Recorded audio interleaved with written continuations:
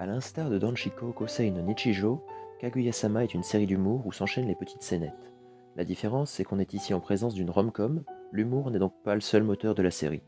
Elle parvient aussi à glisser ça et là des touches d'émotion et se sert de sa réalisation léchée pour toujours nous faire rire aux larmes.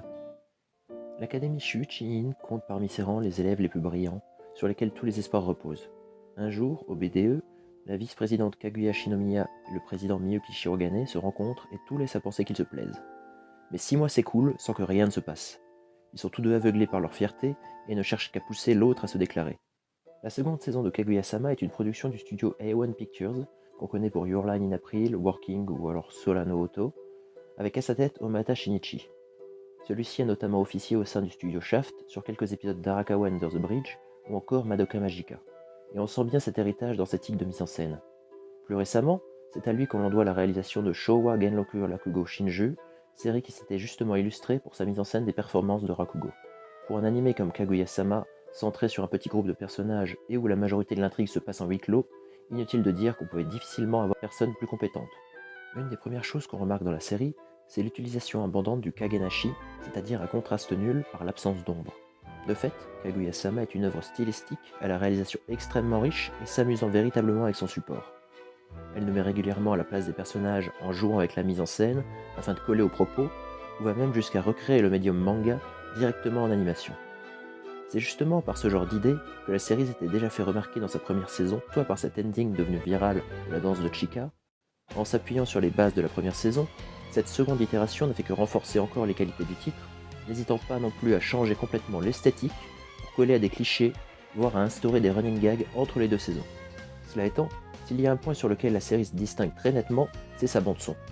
La partie sonore est souvent mise au second plan dans les comédies, l'humour s'appuyant principalement sur le rythme ou le visuel.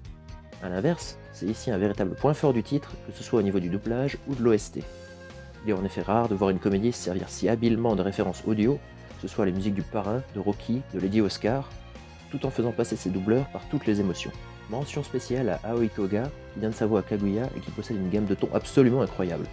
Et c'est finalement ce qu'il y a de plus embêtant avec cet animé, on ne peut vraiment le vanter qu'en vidéo, tant il use avec brio les codes de son médium. Kaguya-sama est une œuvre qui ne se raconte pas, mais qui se regarde et s'écoute. J'avais eu du mal à rentrer dans la première saison, si bien que j'avais dû m'y reprendre à 2 fois. Arrivé au bout de ces 12 épisodes, je n'y voyais qu'une sympathique série d'humour qui ne resterait pas forcément dans les mémoires. En clair, rien ne m'avait préparé à la déferlante d'idées et de gags que contiendrait cette suite. Un jeu qui implique de gonfler un ballon jusqu'à ce qu'il éclate n'aurait rien eu de très marrant normalement, mais dans une série où l'on s'amuse des errements psychologiques des personnages, c'est tout de suite beaucoup plus drôle. De manière générale, on sent même que l'équipe s'est fait plaisir, jusque dans le générique du dernier épisode où tous les personnages y vont de leurs petits mots, leurs petits gimmicks, dans un véritable feu d'artifice. Je dois aussi reconnaître que si j'aime autant la série, c'est pour la présence de Chika, et ça n'a absolument rien à voir avec le fait que Kohara Konomi soit sa doubleuse, ainsi que pour la petite nouvelle, Miko, qui remplit le rôle de l'ingénu au milieu d'un conflit, sans importance, qui la dépasse totalement. En définitive, je comprends tout à fait que les fans réclamaient le manga qui sortira d'ailleurs chez Pika, même si je suis pas certain qu'il soit à la hauteur d'une telle richesse dans la mise en scène. Mais ce qui est sûr, c'est que j'attends désormais une saison 3 avec impatience, et c'est pas le contenu qui manquera. Si vous avez aimé cette vidéo, n'hésitez pas à partager, commenter et liker. Allez, je vous dis à la prochaine.